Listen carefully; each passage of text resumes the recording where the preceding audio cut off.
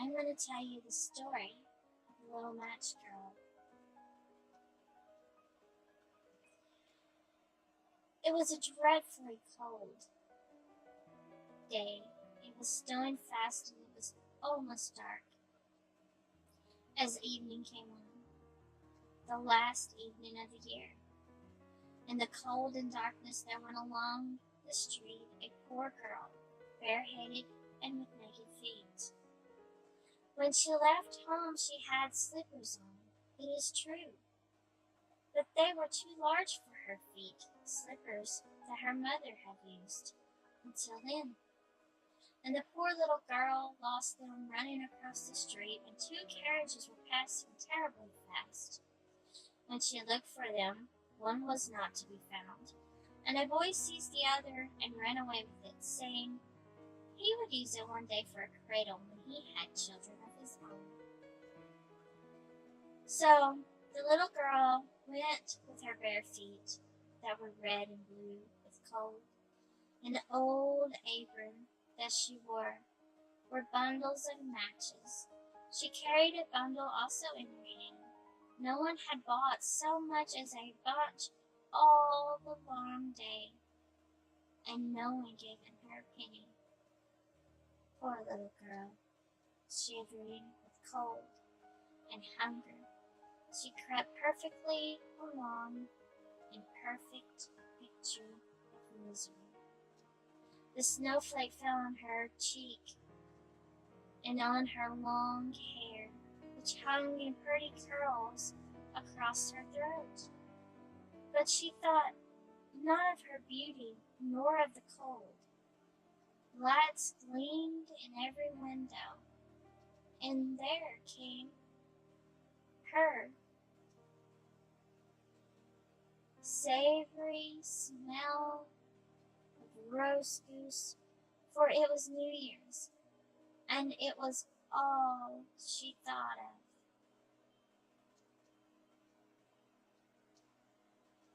In the corner formed by two houses, one of which projected beyond the other, she sat cowering down. She had drawn under her little feet, but she still grew colder and colder, yet she dared not to go home, for she had sold no matches and could not bring a penny of money. Her father would certainly beat her, and besides, it was cold enough at home, for they had only house roof above them, and though it was a home through the largest holes had been stopped and stuffed with straw and rags, there were left many holes which the wind whistled through. And now her little hands were nearly frozen with cold. Alas, a single match might do her good if she might only draw it from the bundle, rub it against the wall, and warm her fingers by it.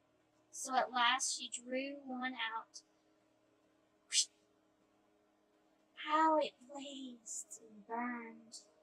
It gave out a warm, bright flame like a little candle. As she held her hands over a wonderful little light it was. It really seemed to the little girl as if she sat before a great iron stove with polished brass and shovel and tongs. So blessedly it burned that the little maiden stretched out her feet to warm them also. How comfortable she was! But lo, the flame went out. The stove vanished. Nothing remained but the little girl's burnt match in her hand. She rubbed another match against the wall. It burned brightly, and where the light fell upon the wall, it became transparent like a veil, so she could see through it into the room. A snow-white cloth was spread upon the table, on which such beautiful china dinner serveth with roast goose stuffed with apples and prunes, and steamed famously, and sent forth the most savory smell. And what was more delightful still and wonderful, the goose jumped up from the dish with the knife and the fork in its breast, and waddled along the floor, straight to the little girl. But the match went out, and then there was nothing left to her but a thick, damp wall. She lit another match, and now she was under the most beautiful tree, larger and far more prettily trimmed than that one she had seen through the glass doors at the rich merchants.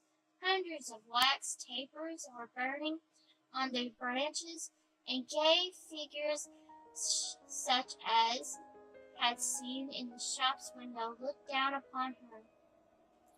The child stretched out her arms to them. Then the match went out. Still the light of the Christmas tree rose higher and higher. She saw them as stars in heaven, and one of them fell forming a long trail of fire. Now someone is dying, murmured the child softly, for her grandmother, the only person who had loved her and who was now dead, had told her that whenever a star falls, a soul mounts up to God. She struck yet another match against the wall, and again it was lit, and the brightness was there. Appeared before her her dear old grandmother, bright and radiant, sweet and mild, and happy as she had ever been. "Oh, grandmother," cried the child, "take me with you. I know you will go away when the match burns out. You too will vanish like the warm stove, the splendid New Year's feast, the beautiful Christmas tree." And lest her grandmother should disappear, she rubbed the whole bundle of matches against the wall, and the matches burned with such brilliant light that it became brighter than no one day. Her grandmother had never looked so grand and beautiful.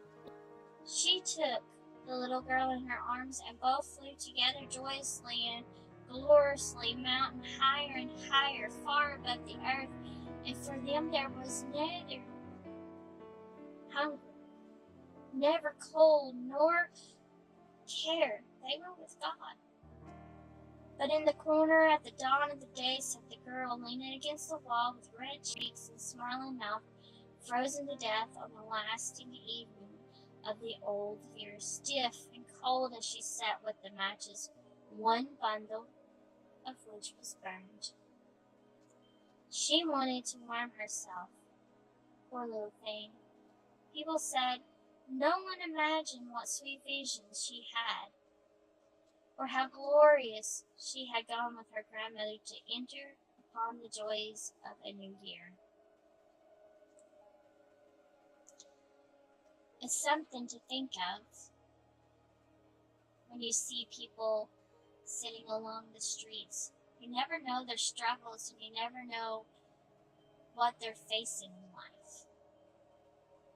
So while there are many people and many different faces, they all have to face a cold winter.